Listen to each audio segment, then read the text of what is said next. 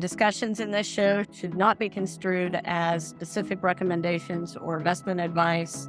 Always consult your investment professional before making important investment decisions. Securities offered through Cambridge Investment Research, Inc., a registered broker-dealer, member, FINRA SIPC. Welcome to the Ultra High Net Worth Clients Podcast. I'm your host, Chris Broadhead. Today we have the pleasure of talking with Kelly Cartier. Hi, Kelly. Please introduce yourself and tell us a little bit about you. You did a great job on the name. I am Kelly Cartier. I grew up in Central Florida, graduated from University of Central Florida. And Go Knights. Yes, go Knights. I worked in a preschool for 10 years, partially while I was going through school. And then I loved working with the kids and the team so much that I stayed for 10 years and finally decided when I was sending my friends to my stockbroker, which is what we were called back then, I decided to make the leap and get in the business. Nice. What had finance always interested you, or what motivated the leap? I would say that my mom created the interest in me. When I was 11, my dad passed away, and I received an inheritance of about $14,000. And my mom took me to the bank and taught me about CDs. And at the time, CDs were paying double digits. They made today's rates look really low, And then I saw how the money could make money without doing anything. And from there, a few years later, we met an insurance person who worked also in mutual funds. So we made the change from CDs to mutual funds. And again, it was a great time to get in. It was late 80s and, in the 90s, the mutual funds, the stock market just went crazy with tech. And I was like, this is so great. It just instilled an interest and a passion. And I just kept learning more and more about saving and investing. That's awesome. And you just kind of had it in your back pocket for all those years? I did. I originally, my original goal was to be a writer, and I got my degree at UCF in English with an emphasis in creative writing. And I realized I really probably didn't have the discipline to become a writer. And so I kind of kept going at the preschool, and I went from an assistant to a teacher, and then I became the director of the preschool.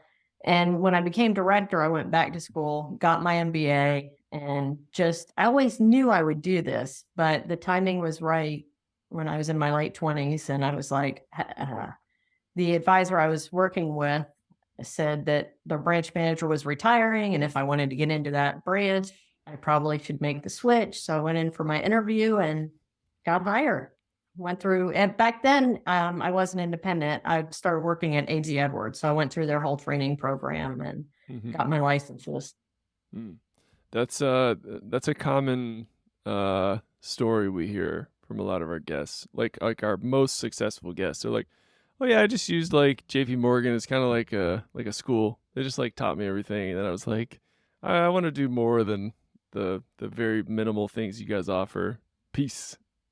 It was a great place to start. It was almost like the best things of being independent and the best things of being an employee, because they didn't really have quotas or anything on us. And back when we were run by Ben Edwards, it was just really a good family atmosphere. But when we went through the Wachovia Securities and Wells Fargo mergers, the culture changed. And I just decided it was time to make a move and, just get out of the corporate mindset and be able to treat the clients the way I thought they should be taken care of. Yeah. Did you always know that it was not if, it was when for the independent route? I did not. I don't even think I would have looked at going independent had we not had the merger. Wow. I loved AG Edwards. They were a great firm. Yeah. So they unleashed a sleeping giant. Yes, thank you for that. It really did. I was like, I can't go independent. There's so much work to that.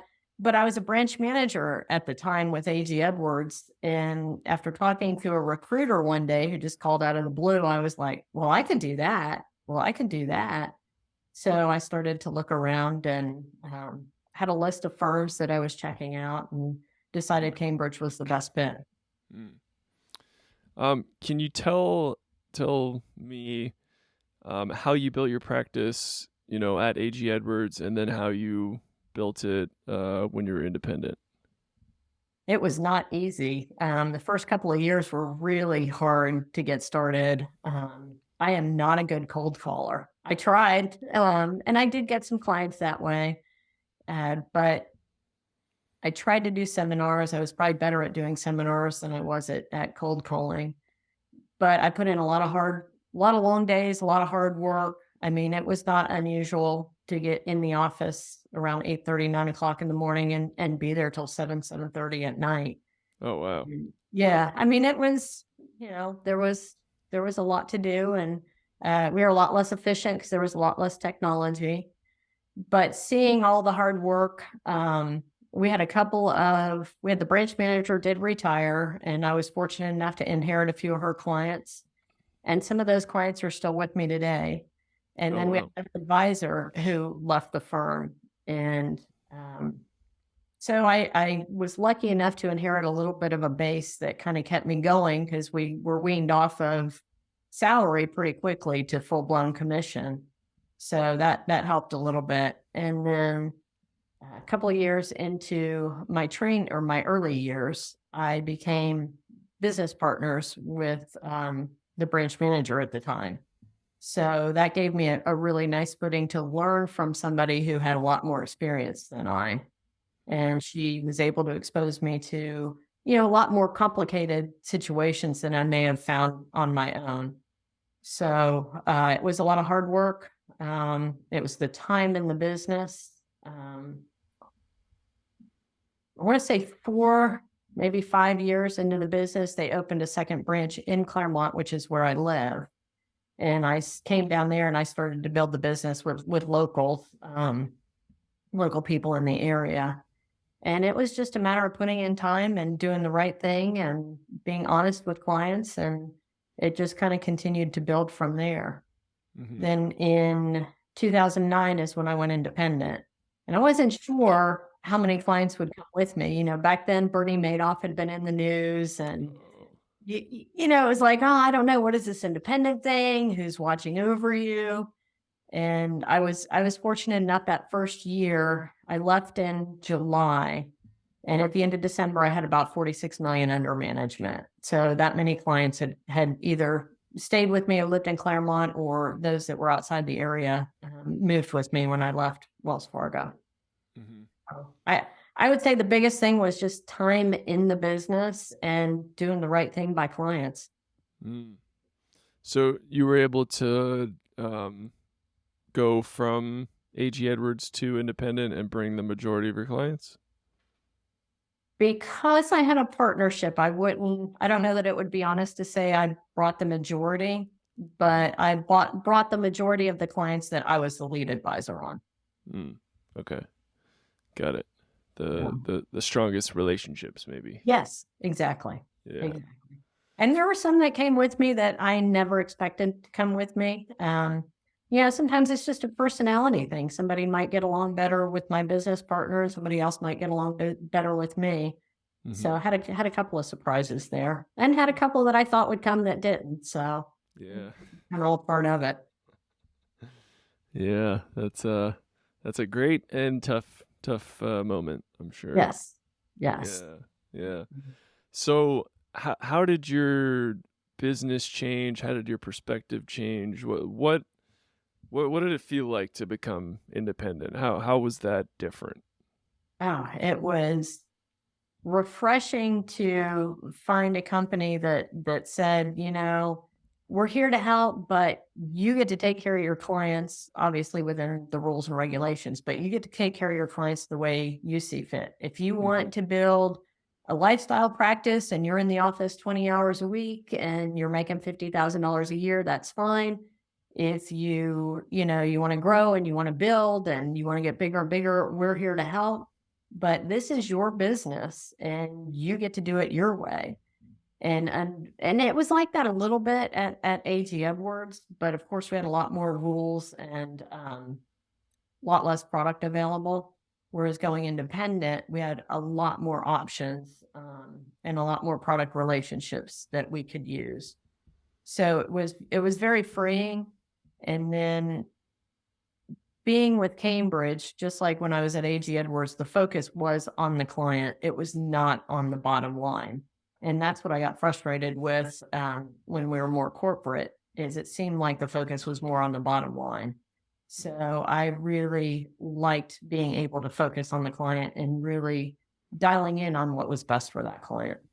Hmm. Yeah, that's great.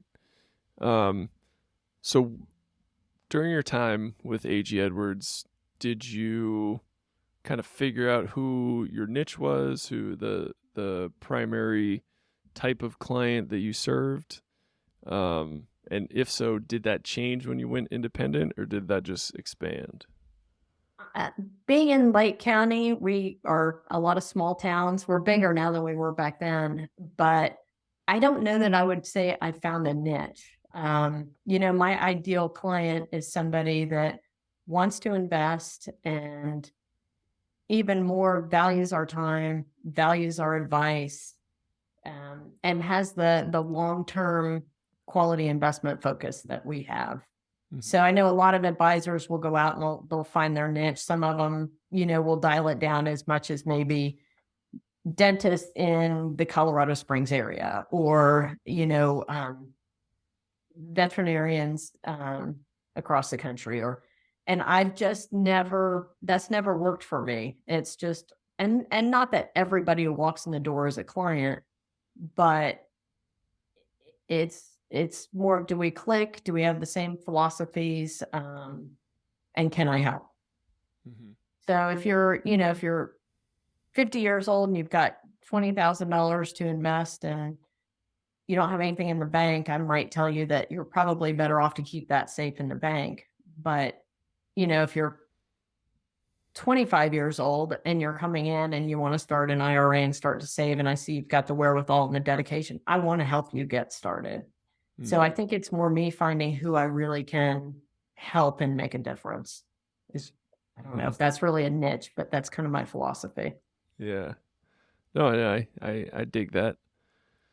Um, did your kind of ideal client finding strategies change from AG Edwards to becoming independent? You have more options, I know, when you're independent, right? Um, we have more options, but I've been really fortunate since going independent, our big focus in the beginning was moving over clients who wanted to come with us. Since then, I haven't really done a lot of advertising or, um, we did seminars, workshops for a while. Usually we just asked our clients to bring their friends, but I've been fortunate enough, we've mostly built the business on referrals from clients and from our network of tax professionals. Mm. Um, that's awesome. So what's the uh having gotten so many great referrals, what's the best way to receive a referral? I wouldn't even say ask for a referral. What's the best way to receive one? Yeah, I think that's a good way to put it, because we don't ask for referrals. I think it's just keeping in touch with clients, and doing a good job for clients with communication and servicing their needs in a timely manner. Um, when I sit down with new prospects and I ask them, "What are you looking for in an advisor?" The bar is so low. What I hear the most is, want somebody who returns my phone calls and my emails." And I'm like, "Well, that's a pretty low bar. I'm pretty Oh. confident we can do that."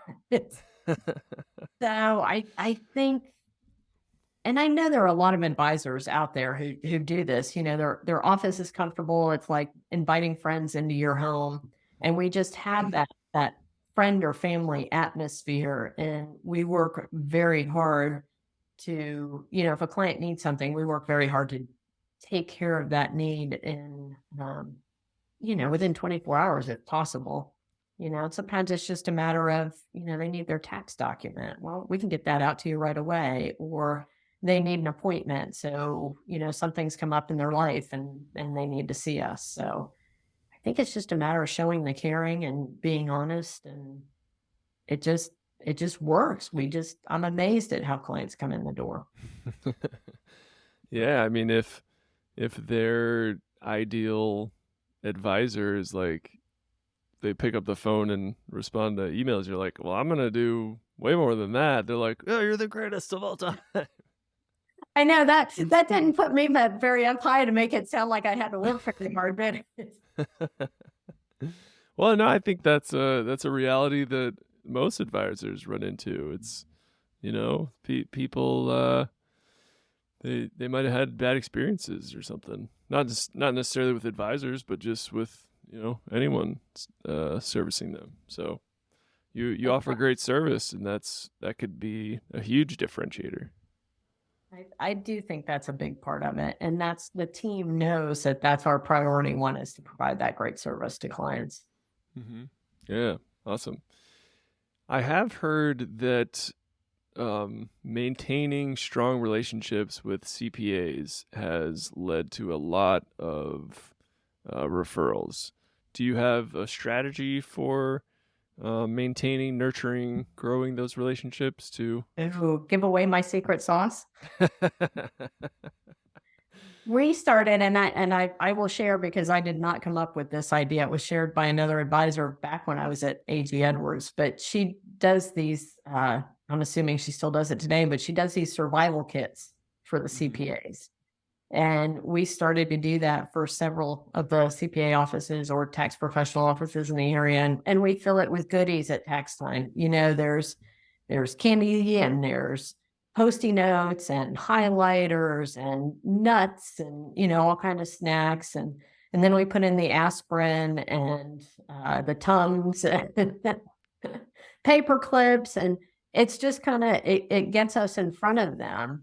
And then typically the week of tax return, that week that tax returns are due, we buy them lunch.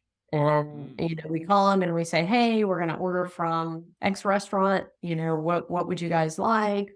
Some of the bigger offices will cater a lunch from maybe a local restaurant, or we'll order pizzas, and it has just really seemed to build the relationship. And then we strive to, if they need something during tax time and the client has given us permission, we try and get that information to the tax person right away.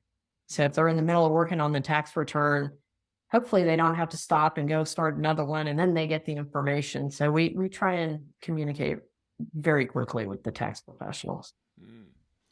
So being kind to them in their time of need and making sure that you're not coming with a huge assignment the night before it's due. Absolutely. Yeah, that's rocket science. Amazing. How many CPAs do you kind of talk with or have relationships with? We've got 1, 2, 3, 4. We have 5 different CPA offices that we take care of. And how did you meet them? Oh gosh. Well, one had been in town for forever. Gosh, I don't even know. I think just being in a small town, I just knew who they were, and I just started dripping on them and providing the survival kits. And another one, I don't even know how I met her. But we just continued to grow the relationship. We served on a charity board together. And then I had a really complicated case, and some of my clients were using another CPA office, and I heard that they had somebody there that was really good with net unrealized appreciation. And I reached out to him, and he was great with my client and just great office. And we started to build that relationship as well. And I think it helped that we already had clients there because, again, we were responding to the CPA's need. And then the 5th one was a break off of the original. So it's just kind of been dripping on them and getting introductions through clients. And that was a pretty long answer just to say we just built the relationship over time. Hey, I mean, that's the answer. So that's what we're looking for. That's great. So the title of the show is Ultra High Net Worth Clients. So I'd be remiss if I didn't ask, to the extent that you are comfortable answering, how did you find and close your largest client? Small town. Um, I knew this person back when I was working at the preschool. Uh, he was not a client, but we had some interaction. And I think he just knew my honesty and my integrity. And I was several years into the business, but he came and brought his assets with him. And we just have been working together ever since. Gosh, it's probably been, I don't know, maybe 15, 20 years we've been working together. Wow. Okay. So you Mm. you also have a great secret for client retention. I think that's probably what I'm most adept at. We have really great client retention. Yeah. Any tips or strategies there that you're comfortable Um, sharing? Be good to them, of course. Always be An- there for me. Answer their calls and emails. Yes, yes, but it does go deeper than that. I mean, we really do build that strong relationships through not just client meetings, but client events and um, making them feel like they're part of the family when they come in the door. And I'm fortunate that I have a team that feels the same way. You know, it's not, you walk into some places and nobody even acknowledges you. And here we're making sure that you're acknowledged when you walk in the door, and we're, asking if we can provide a beverage. We've got snacks out front. Just always trying to do the extra touches and always let them know that we care. Mm. Yeah. Awesome. Well, you are a very genuine and caring person, so I think you Thank you. you you couldn't not do that if you wanted. Well, thank you. I appreciate you seeing that it comes through Zoom. Oh yeah, yeah, yeah. It's you realize it very very quickly after hanging out with Kelly. She's a genuinely kind and caring person. Somebody once told me that clients, they know that what they see is what they get. There's not any kind of show or any, so I think they know that it is genuine and sincere. Hmm. And I will push back on your writing. Your storytelling is excellent, and Mhm. I also studied writing at UCF and then got an MBA there. I would, and now I'm a wannabe screenwriter as well in my free time. Nice. I would encourage you to continue that because I'm sure you have some amazing stories to share. Well, thank you very much. That was very sweet of you to say. Awesome. So my final question for the interview is, what are you working towards? Oh, that's a really good question. I am working towards building out my team, and I've got some newbies that have been with me, one just for a couple of months and one for a couple of years, and seeing them grow in the business and be able to eventually take over some of the roles that I play so that I can go play a little bit more. I've always said I spent a lot of time in the early years spending a lot of time at work, and it took me probably 20 years of work to figure out I really enjoy a lot of things outside of work as well. So being able to spend a little more time with family, little more time by the pool or out riding my bike, or just going out and having a little bit more fun while watching them grow in their careers, I think is probably the biggest thing we're working towards right now. Oh, that's beautiful. And maybe some more time to write? Yes, now that I have Oh, inspirations, I maybe. said I might actually be good at that. So Amen. So where can our audience find out more about you? they can go to www.kcartierfinancial.com. All right, and we will link that in the show notes. Kelly, thank you so much for taking the time to speak with us today, and best of luck with this inclement weather. Hopefully, it completely misses you guys. Thank you so much, Chris. It's been a lot of fun. Yeah. All right. And everybody listening out there, thanks so much for taking the time to hear us out and keep on growing out there. See ya.